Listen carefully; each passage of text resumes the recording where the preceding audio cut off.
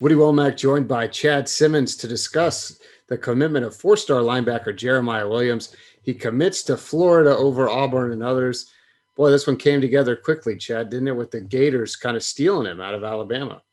Yeah, you talk about Woody, some twists and turns in his recruitment. I mean, he almost committed back in mid to late July. He put out kind of this quick cryptic tweet about, big news or something like that. And that big news was going to be a commitment to, at that time, Florida.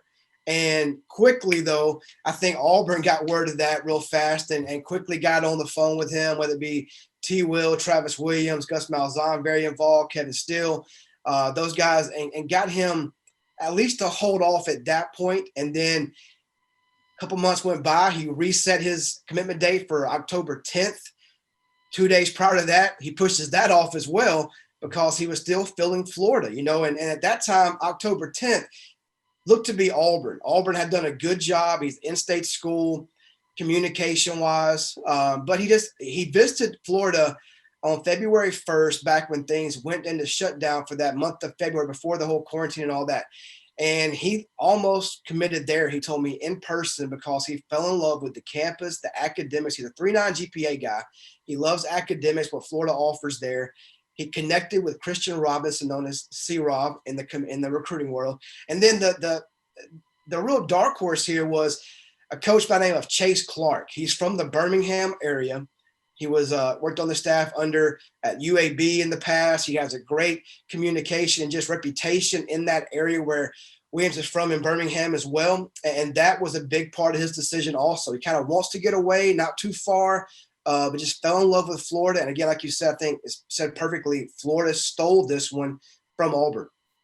Yeah, we've seen the Gators get guys from Alabama before, like LaMichael Pirine and maybe Jeremiah Moon.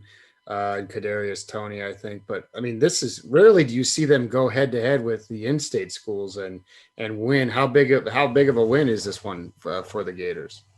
Was big, obviously he was covered. He was a take, at Georgia. He was a take at Oklahoma. I mean, he had options, and Kirby Smart was involved at Georgia. And some people felt when he pushed that commitment off earlier this month that maybe Georgia was sneaking in there and giving him something to think about. And Georgia was always maybe that third school. They were in there for sure. He talked to them a lot, and he watched the Georgia-Auburn game. He was impressed there and had communication with Georgia and all that. But this was really a two-team battle really since midsummer.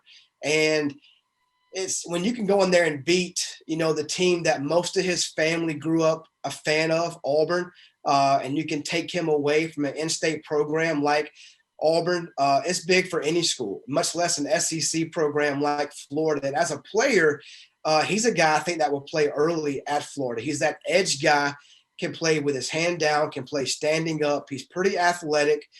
He's great off the edge when rushing the passer. He can set the edge against the run. He's physically ready, I think, to compete in the SEC early at 6'4", around 230 pounds. And he's smart. He does a good job with fundamentals, man, just playing good pad level, working his hands. And he has fun with social media, but he takes the game seriously and loves to compete. So I think it's a very big get for Florida that can make a very, I think, early impact there at the Swamp.